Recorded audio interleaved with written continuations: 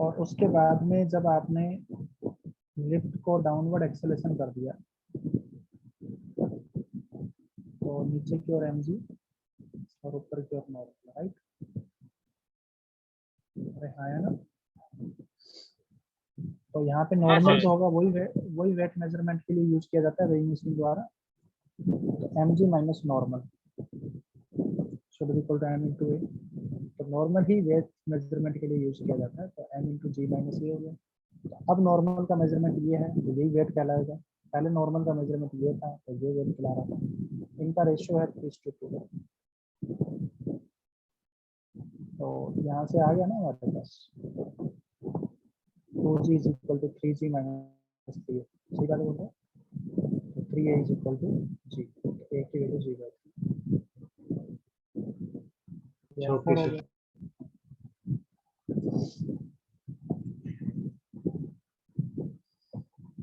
D4 में doubt है तो D4 अभी बताता हूँ, एक मिनट रुकिए। इससे पहले और भी डाउट्स आ गए हैं। अच्छा ये तो आप लोगों ने F3 वगैरह बहुत सारे डाउट पूछ लिया।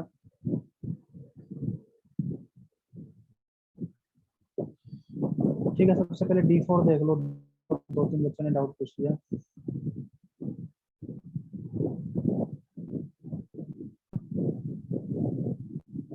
D4 में क्या कह रहा है कि ये इस तरह से रस्सी है यहाँ पे, और ये पॉइंट जो है वो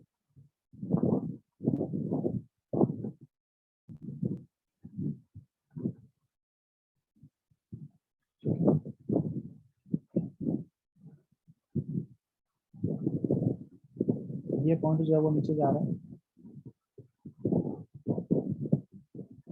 20 मीटर पर सेकंड से,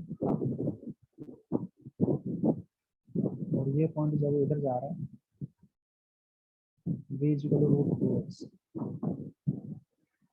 ठीक है, इन दोनों को कनेक्ट करने वाली जो रस्सी है ये है, और ये होगी सेंटर से जॉइन करने वाली लाइन। तो ये कह रहा है कि ये एंगल 45 है ना, और ये एंगल 30 है, सॉरी ये एंगल 75, 70 ये एंगल 75, तो ये एंगल 30 हो गया क्योंकि दो इंटीरियर का सम होता है एक्सटीरियर। तो अगर ये 45 है तो ये 30 होना चाहिए, और ये 30 plus 45 should be equal to 75, right? तो ये जो वेलोसिटी होती है ये रेडियस के परपेंडिकुलर होगी क्योंकि ये तो टेंजेंट के अलोंग होगी वेलोसिटी। तो सही बात है बोल, ये रेडियस के परपेंडिकुलर है, ये रेडियस ग्रीन वाली लाइन है इसके परपेंडिकुलर है। तो ये टोटल एंगल 90 है, इसमें से ये 30 हो गया, तो ये एंगल 60 हो गया ना येलो लाइन के साथ। 60 डिग्री। येलो लाइन ही रस्सी है हमारी, इसका एक एंड तो 20 से जा रहा है, इसमें ये एंगल 45 है तो ये एंगल 45 होगा। सही बात बोल रहा है। और दूसरी जो वेलोसिटी है वो रस्सी के साथ 60 डिग्री एंगल बना रही है, रूट 2x। तो रूट 2x को 60 आ गया इधर कंपोनेंट, और इसका कंपोनेंट आ गया इधर 20 cos 45। ये रस्सी की लेंथ अगर कांस्टेंट है तो जिस रेट से ये बढ़ रहा है उसी रेट से ये कम होना चाहिए। 20 cos 45 should be equal to root 2x cos 60। अरे हाँ या ना, x की वैल्यू 20 आ गई। समझ में आ रही है तो बात?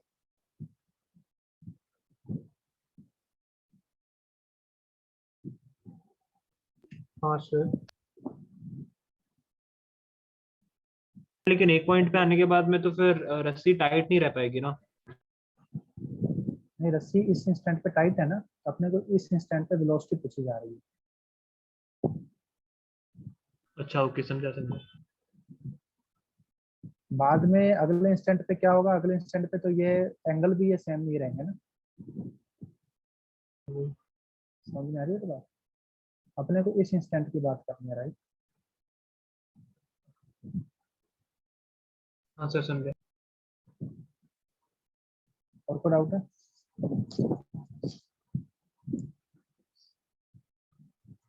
और बच्चों ने भेजे हैं वो देख लेता हूँ, एक मिनट रुको। पहले सीट के डाउट कवर कर लेते हैं। D4 हो गया है, और ये भी D4 भेजा था, ये भी हो गया है। ठीक है, सारे डाउट हो गए ना सीट के। सीट का और किसी का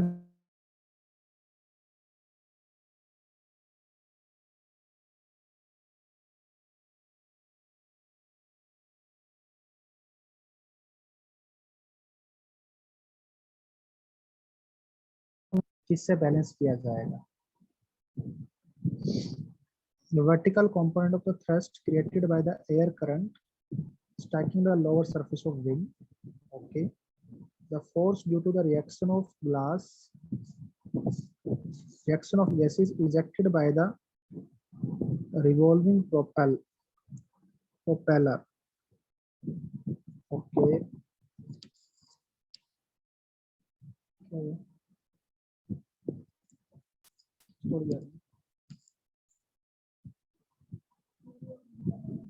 Upthrust of the air, which will be equal to the weight of the air having the same volume as the plane, which will be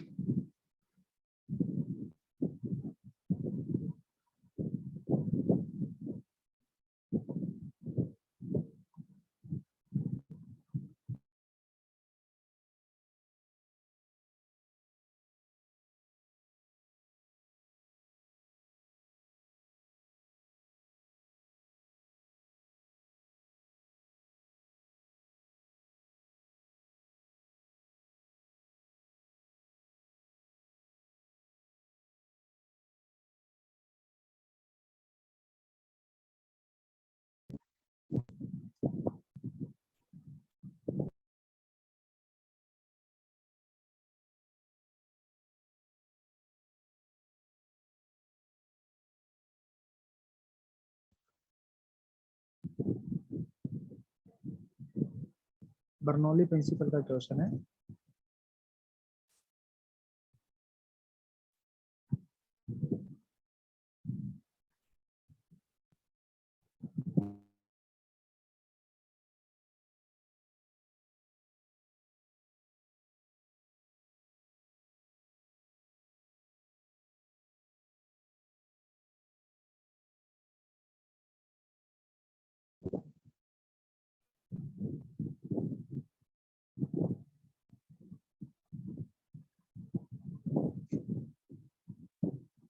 Vertical component of the thrust created by the air current striking the lower surface of the wings.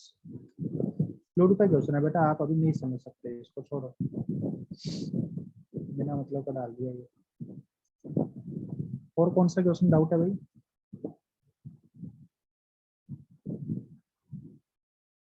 Sheet का part 3 का E3। एक second,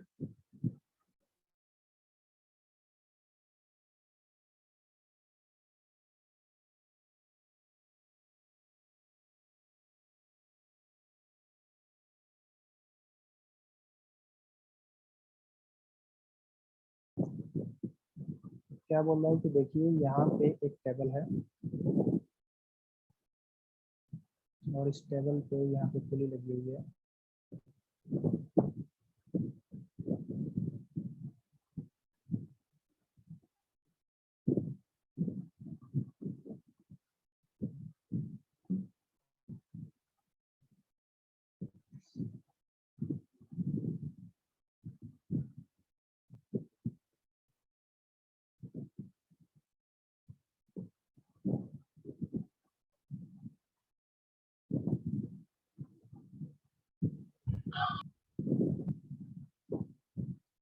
1 kg, 6 kg और 3 kg। आपसे पूछा क्या गया है? Acceleration पूछा गया, राइट। तो कर लेते हैं सॉल्व। देखिए यहाँ पे 3g लगेगा नीचे की ओर, राइट।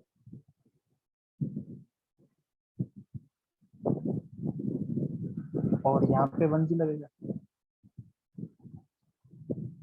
और यहाँ पे टेंशन होगा T2, यहाँ पे टेंशन होगा T1। तो इस 3 kg पे अगर मैं NLM लगाऊं, मान लेते ये नीचे जा रहा है एक एक्सेलेशन से, तो ये इधर जा रहा है एक एक्सेलेशन से और ये इधर जा रहा है एक एक्सेलेशन से, राइट। पूरा सिस्टम राइट में जा रहा है।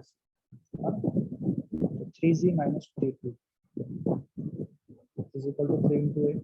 सही बात है ना। 6 kg पे हो गया T2 minus T1 is equal to 6 into 8, right. और 1 kg पे हो गया T1 minus 1g is equal to 1 into 8। अरे हाँ है ना। Yes sir. तो ये हो गया हमारे पास। तीनों इक्वेशन को ऐड कर दिया, तो T2 से T2 कैंसिल हो गया, T1 से T1 कैंसिल हो गया। 1g माइनस 3g, 2g बराबर 6 3 9 1 10 10 इंटू a की वैल्यू आ गई बेटा 20/10 2 मीटर पर सेकंड। और आया तीनों ब्लॉक 2 मीटर पर सेकंड स्पेस आ रहा है। तकलीफ है भाई? No sir.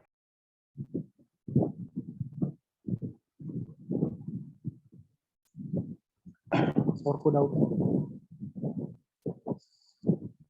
एक्सरसाइज 2 में सर।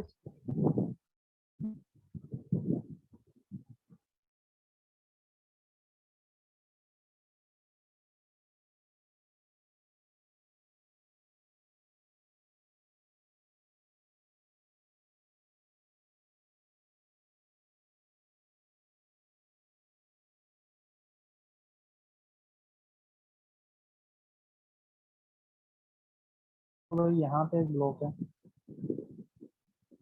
यहाँ पे एक आदमी खड़ा है, लिफ्ट के रिस्पेक्ट में पूछ रहा है ना ये। तो लिफ्ट में एक आदमी खड़ा है, तो इस आदमी का एक्सेलेरेशन है या नहीं है? जैसे जैसे लिफ्ट जा रही है वैसे वैसे आदमी भी जा रहा है। तो ये नॉन इनर्शियल फ्रेम में हो गया। तो एक तो mg और नॉर्मल तो लग ही रहे हैं, इसके अलावा जो ऑब्जर्वर आपका अगर नॉन इनर्शियल फ्रेम में हो तो शूडो फोर्स भी लगेगा ना। समझ में आ गई तो बात। तो यहाँ पे इस ब्लॉक का आपने एफडी बनाया, तो नीचे mg और ma हो गए, तो इनके यहाँ पे कंपोनेंट आ गए, mg साइन थीटा और ma साइन थीटा, और इधर आगे mg cos थीटा और ma cos theta. Yes sir. तो ये नॉर्मल हो गया, तो ये नॉर्मल तो इनसे बैलेंस हो गया, और ये नेट फोर्स हो गया। ये नेट फोर्स हो गया, तो इस तरफ नेट एक्सेलेरेशन आ गया, रिलेटिव एक्सेलेरेशन आपके रिस्पेक्ट में, क्योंकि आपने रिस्पेक्ट में शूडो फोर्स लगाया है, आपके रिस्पेक्ट में एक्सेलेरेशन आ गया g sin theta plus 8 sin theta, right.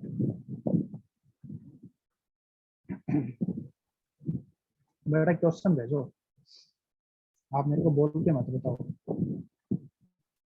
कि ये वाला क्वेश्चन बताओ, ये वाला क्वेश्चन बताओ। F3 पूछ रहे हो आप। 3 बॉल है, दो के बीच में स्प्रिंग है, एक के ऊपर रस्सी है शायद, है ना। If we cut the spring BC, यार ये तो क्लास में करवाया था यार, विवेक जैन, ऐसा करवाया हो ना क्लास में। एक स्प्रिंग को काट दिया तो उसका फोर्स खत्म हो जाएगा, इनिशियली सारे इक्विलिब्रियम में थे। दोबारा करवाऊं? डाउट में पूछ लेना यार।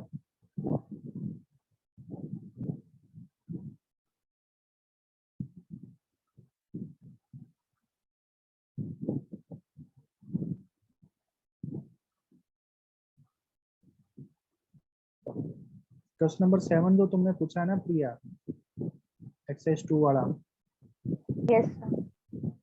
उसका हिंट मैं दे देता हूँ तुम्हें। Okay sir.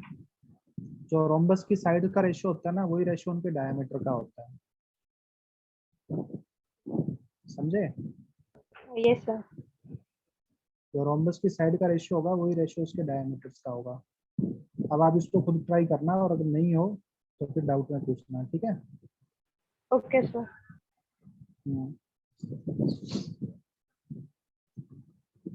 क्वेश्चन नंबर 8 भी डाउट है क्या तुम्हें? Yes sir. A balloon of gross weight W, एक बैलून है जिसका ग्रोस वेट W है, is falling vertically downward with acceleration A, और ये एक्सेलेरेशन G से कम है। मतलब इस पे नीचे एक तो mg लग रहा है और एक ऊपर भी कोई फोर्स लग रहा होगा जिसकी वजह से एक्सेलेरेशन कम हो गया, right? The magnitude of the air resistance is, बहुत बढ़िया बात है, mg माइनस ये एयर रेजिस्टेंस है बराबर m इंटू, समझ में आ रही है बात? और mg को इन्होंने यस w सर। लिखा है, w किसी को लिखा है mg को, तो m को क्या लिखोगे? w बाई जी लिखोगे, राइट? Yes sir. तो ये तो w हो गया mg को, तो w minus F should be equal to w a by G. F की वैल्यू क्या होगी? w minus w a by G, w into 1 minus a by G, ये एयर रेजिस्टेंस हो गया, आया ना? सर मतलब अगर ये जो फोर्स लग रहा है वो कोई एक्सटर्नल फोर्स नहीं है, एयर रेजिस्टेंस ही है। हाँ, एयर रेजिस्टेंस ही है फिर, तभी तो एक्सेलेरेशन कम है ना? Okay sir. यस सर, समझा। इसने बोल के बता दिया ना अपने को, तो magnitude of air resistance consider करेंगे, right? Okay sir. Sir fifth वाला भी भेजा।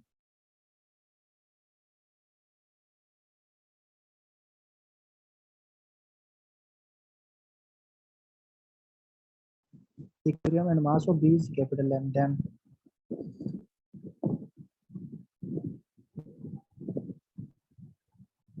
ये स्मॉल एम है बेटा, ये स्मॉल एम है, ठीक है?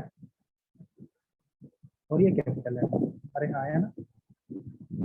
Yes sir. सिस्टम इक्विलिब्रियम में है तो ये टेंशन किसके बराबर होगी?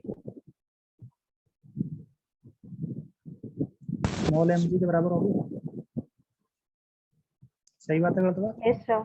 Yes sir. और ये वाली टेंशन भी स्मॉल एम जी के बराबर होगी।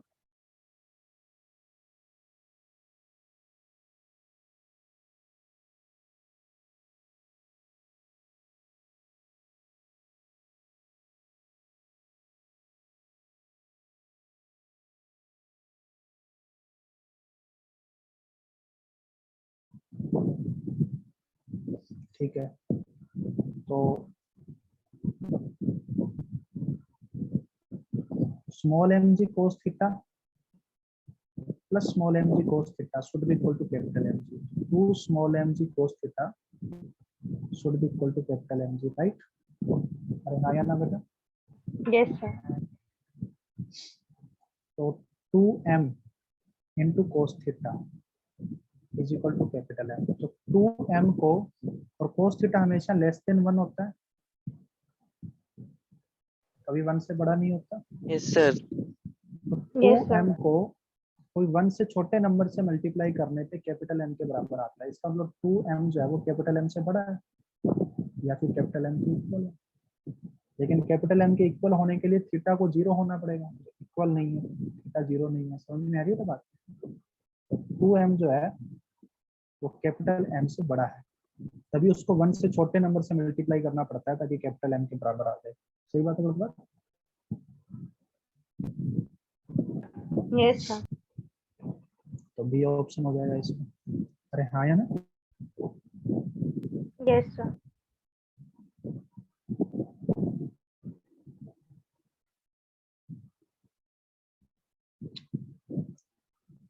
जो आप लोगों ने एरोप्लेन वाला क्वेश्चन भेजा था ना, बेसिकली वो बर्नौली इक्वेशन से होता है। बर्नौली इक्वेशन में क्या होता है ना कि आप लोगों ने ये पढ़ा होगा बचपन में कि अगर एक कागज है आपने हाथ में पकड़ रखा है ऐसे कागज को, तो कागज अपने आप ऐसे ग्रेविटी की वेट की वजह से नीचे हो जाएगा, सही बात है? यहाँ से आपने पकड़ रखा है, अरे हाँ या ना?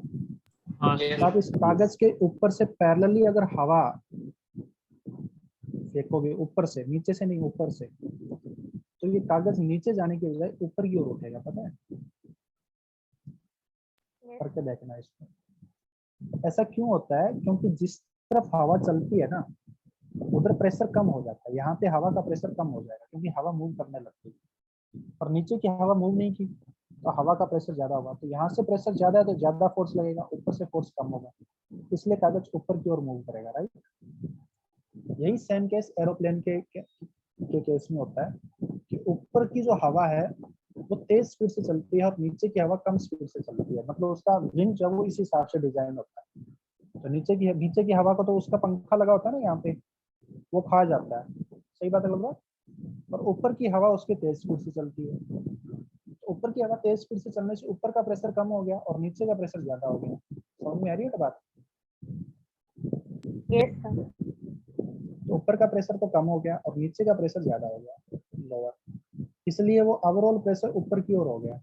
ओवरऑल प्रेशर ऊपर की ओर हो गया तो वो इसके वेट को बैलेंस करके रखता है, राइट। अरे हाँ या ना?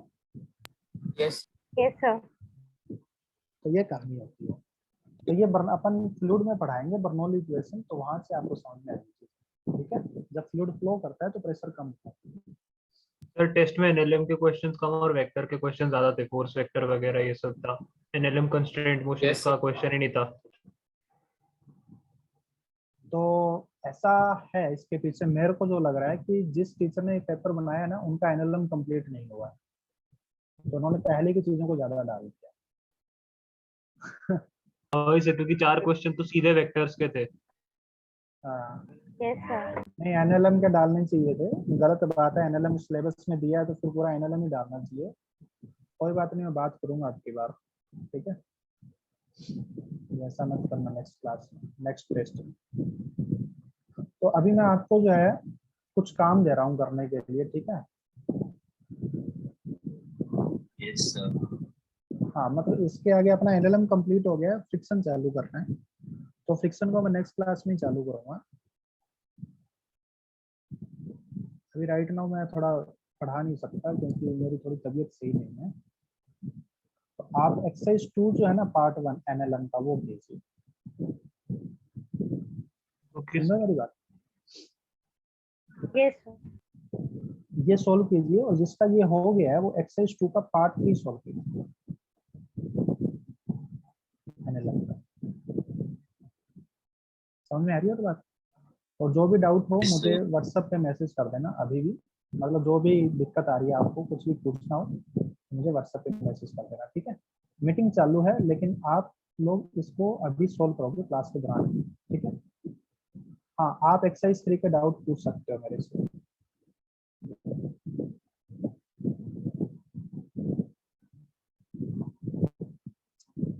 किसी को कोई डाउट है तो वो मुझसे पूछ सकता है।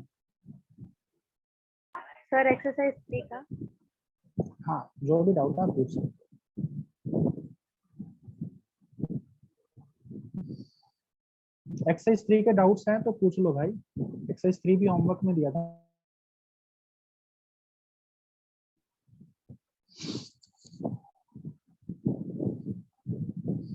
और सभी लोग एक्सरसाइज 2 का पार्ट 1 सॉल्व कीजिए अभी, ठीक है ना, जब तक अपनी क्लास चल रही है। कौन सा पूछना है बेटा आपको, फर्स्ट वाला या सेकंड वाला? सर दोनों। दोनों पूछना है।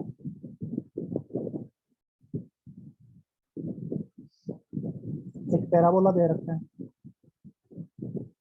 और इसमें एक बीड है, ठीक है ना।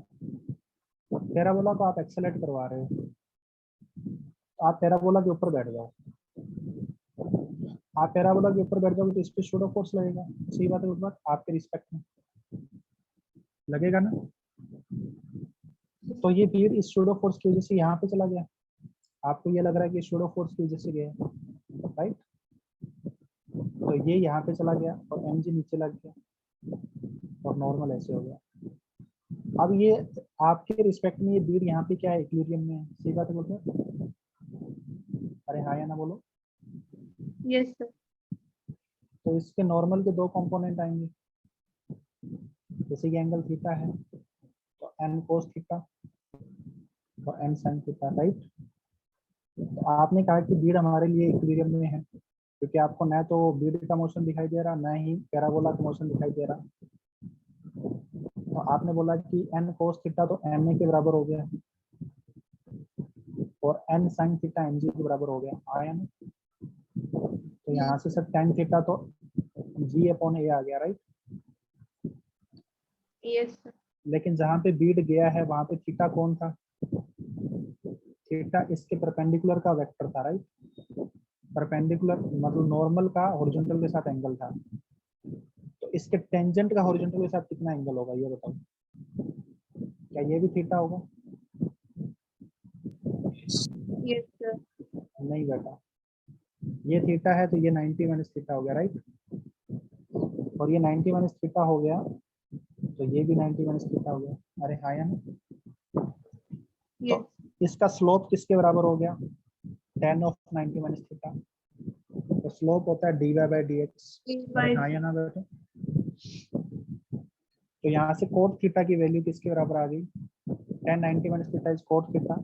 और यहाँ से देख सकते हो कि cot theta is equal to A by G. सही बात है बात। यस और dy बाई डी एक्स किसके बराबर हो गया? y इज इक्वल टू के एक्स स्क्वायर दे रखा है, तो dy बाई डी एक्स किसके बराबर हो गया? 2kx। x की वैल्यू किसके बराबर हो गई? That is equal to a by g. x की वैल्यू a अपॉन 2g के। अरे हाँ या ना। यस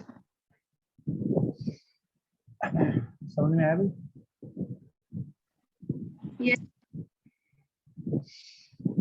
सर संडे वाले एडवांस पैटर्न टेस्ट के लिए कैसे प्रिपेयर करें? आप एक्सरसाइज 2 का पार्ट 1 एंड पार्ट 3 जरूर सोल्व कर लीजिए, अगर आपको एडवांस के लिए प्रिपेयर करना है बेसिकली, ठीक है ना। और वो तब अगर आपने एक्सरसाइज 1 और 3 सोल्व कर लिया है तो एक्सरसाइज 2 का पार्ट 1 एंड पार्ट 3 जरूर सोल्व कर लीजिए, अगर आपको पेपर के लिए ही प्रिपेयर करना है, ठीक है। टाइम है तो, लेकिन उसमें ऐसा नहीं है कि आप करंट का होमवर्क छोड़ दो। समझ में आ रही है बात?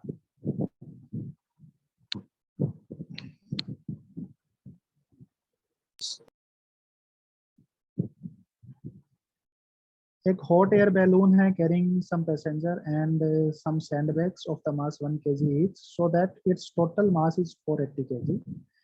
Its effective volume giving the balloon its buoyancy is V. The balloon is floating at an equilibrium height of 100 meter. When n number of the sandbags are mounted, the balloon rises up to a new equilibrium height close to the 150 meter.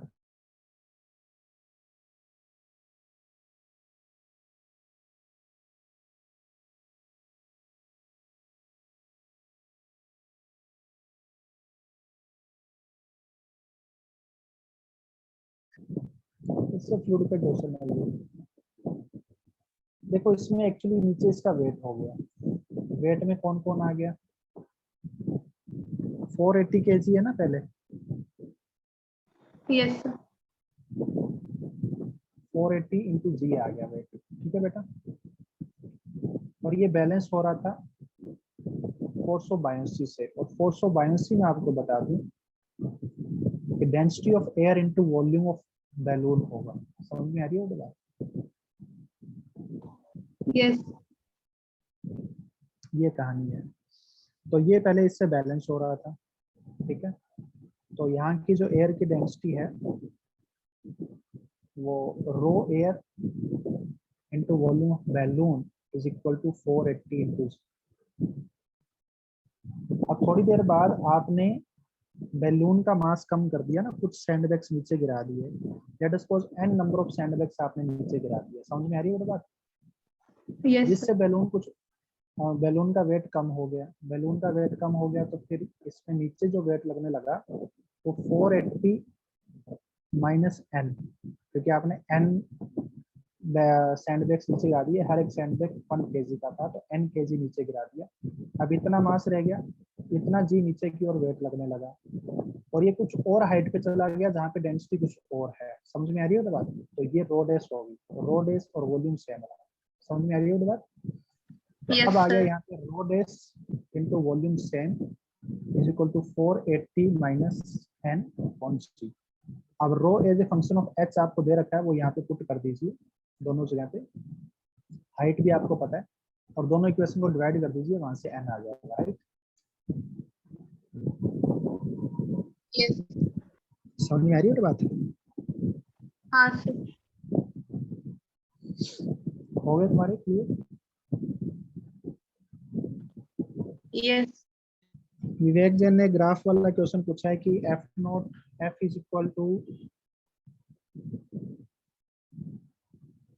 F not into E raised for minus B t है। बाकी बच्चे भाई देख सकते हो, देखना चाहो तो इसका आपको क्या बताना है, वेलोसिटी वर्सेस टाइम ग्राफ बताना है क्या? Suppose this its speed versus time बताना है, ठीक है। तो देखिए ये फोर्स दे रखा है अपने को, तो इसका एक्सेलरेशन होगा F by M, that is F naught by M into E raised for minus B T, और वेलोसिटी होगा dv by D T is equal to A F naught by M into E raised for minus B T.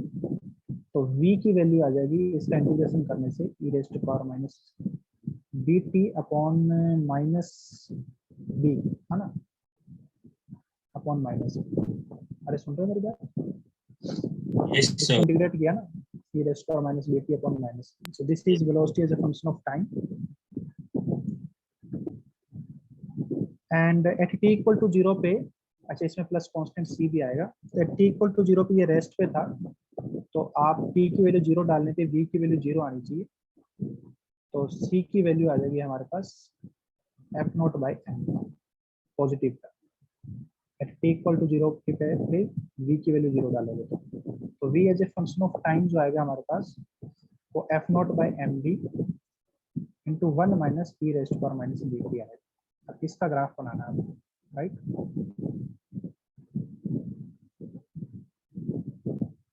ये graph में दे रखा है बेटा, ये force है तो एक्सेलरेशन क्या होगा, फोर्स अपॉन मास। एक्सेलरेशन को dv बाई dt लिखा तो ये आया, तो dv को अपने लिख लिया this into integration into dt, और इसको इंटीग्रेट सोल्व किया तो v की वैल्यू ये आई, ठीक है। इंटीग्रेशन को सोल्व किया तो इसका इंटीग्रेशन ये सोल्व करके आया, इसमें प्लस c आया, t की वैल्यू 0 पे v की वैल्यू 0 है, इसलिए यहाँ पे ये वैल्यूज पुट करी तो c की वैल्यू ये आई, तो v के अंदर c की वैल्यू ये पुट कर दी तो v as a function of time ये आया, और इसका जो ग्राफ है वो कुछ इस शेप का आएगा। आप जब मैथमेटिक्स में e के ग्राफ पढ़ोगे ना एक्सपोनेंशियल फंक्शंस के, तो वहां से आप डिटेक्ट करोगे तो ग्राफ इस शेप का आएगा, राइट। Yes, sir.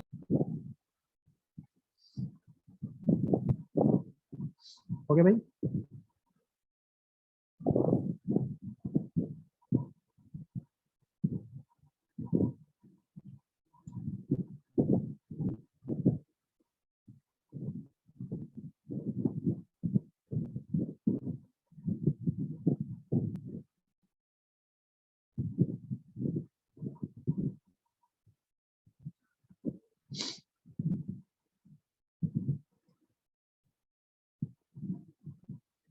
सर मैं एक क्वेश्चन और भेजा है किसी बच्चे ने कि F vector is equal to K into V Y I cap plus K into we X J cap, right. जी बेटा, तो ये हो गया आपके पास A X, acceleration of A X हो गया डिवाइड बाई एम, और वाई डायरेक्शन का एक्सेलरेशन हो गया के वी एक्स बाई आया ना, सही बात है बेटा। तो quantity v vector dot a vector is constant, तो यार वो तो v vector dot a vector करोगे तो देख के a वेक्टर तो हो गया हमारे पास, इसी फॉर्म में आ गया हमारे पास। एक काम कर लो, a वेक्टर लिख लेते हैं, a वेक्टर लिखोगे तो डिवाइड बाय मास करके लिख दोगे, सीधी सीधी बात। और v वेक्टर को लिखोगे तो vx i के प्लस vy j के, हाँ या ना। इनका डॉट प्रोडक्ट करोगे तो ये क्या आएगा, k into we x v y by m plus k into we x v y by m, 2k v x v y by, right. सही बात है।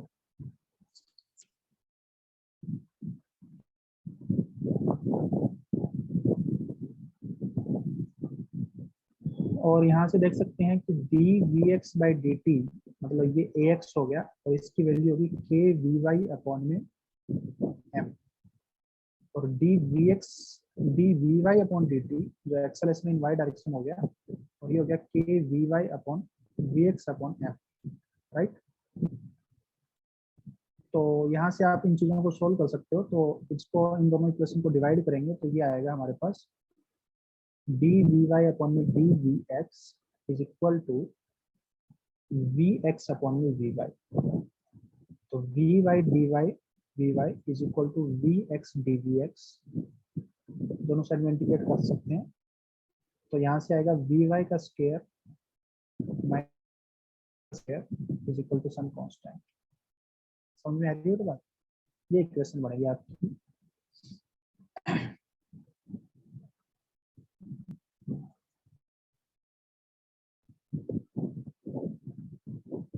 Particle is moving xy plane, experiencing a force base.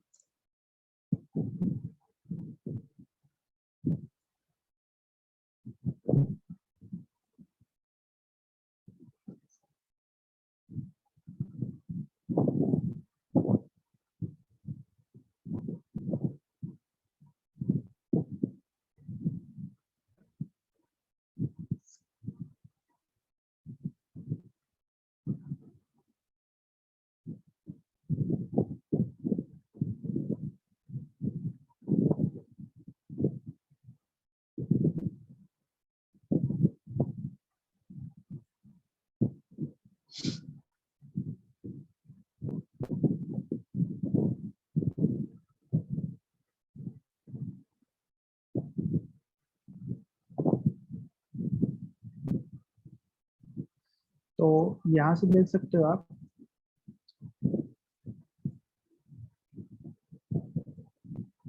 v cross ए निकालोगे ना, v vector cross a vector, तो वो इस form में आएगा v y square minus v x का स्क्वायर। क्रॉस प्रोडक्ट करोगे तो वो कांस्टेंट आएगा, ठीक है ना। v क्रॉस ए जो है ना उसका मोड कांस्टेंट है। अरे हाँ है ना, v square minus v x, v y square minus v x, इनका क्रॉस प्रोडक्ट करोगे तो उसका रिजल्ट इस शेप में आएगा, ठीक है बेटा।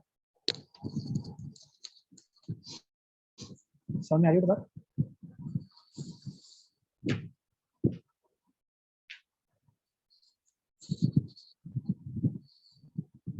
चलिए भाई आप सोल्व कीजिए, बाकी फिर मैं नेक्स्ट क्लास में फिक्शन स्टार्ट, ठीक है। और किसी और कुछ डाउट है तो मेरे से डाउट क्लास में पूछ लीजिए। अरे आवाज आ रही है मेरी?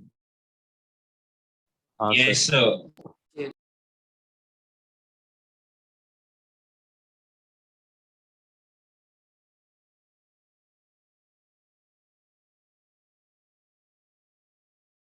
समझ में आया बेटा?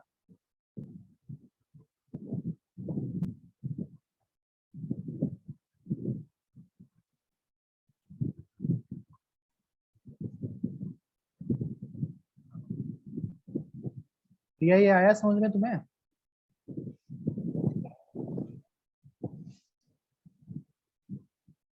आवाज नहीं आ रही है। Yes sir. चलिए ठीक है, जो आपको अभी होमवर्क दिया है वो काम कीजिए, ठीक है। 9:15 मैं मीटिंग एंड करता हूँ, उससे पहले पहले आप एक्सरसाइज 2 का पार्ट 1 कंप्लीट कर लीजिए, और जिन्होंने कर लिया वो पार्ट 3 कंप्लीट कर लीजिए, ठीक है।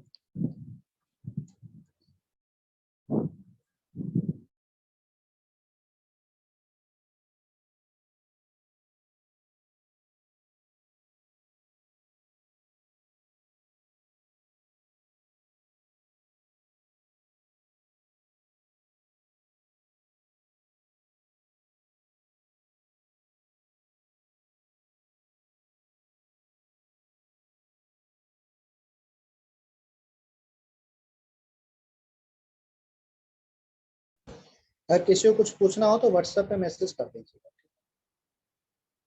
Okay sir. Okay sir.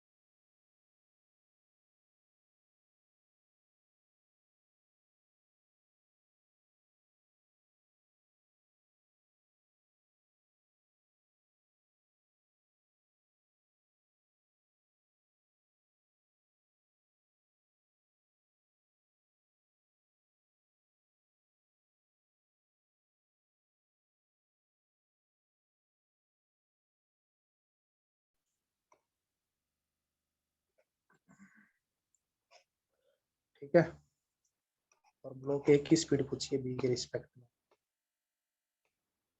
यूं करके।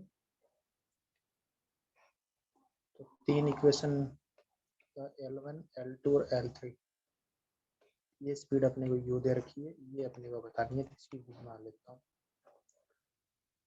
L1 dash plus L2 dash plus L3 dash should be equal to 0।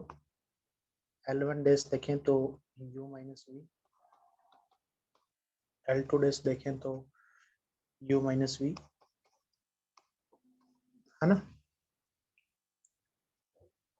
अच्छा, ये L3 जो है वो यहाँ पे एक फिक्स पॉइंट से जुड़ा हुआ है, और L3 देखें तो u माइनस 0।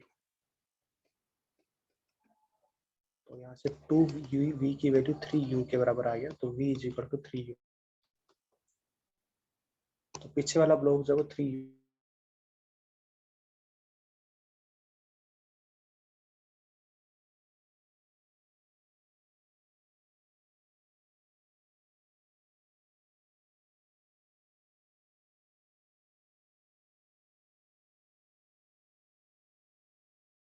बात।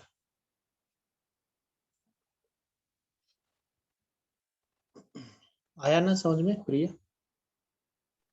यस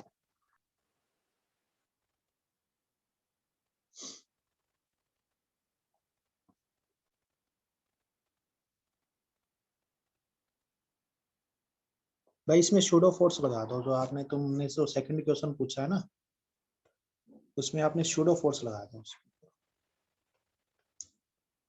जो ये आपका है बोला है ना, इसके ऊपर एक हाँ शूडो सर। फोर्स लगा दो n, ओके सर। और एक ही नंबर लग गया, रख के n ऐसी साइड और नीचे n। अब इन सबको बैलेंस कर दो।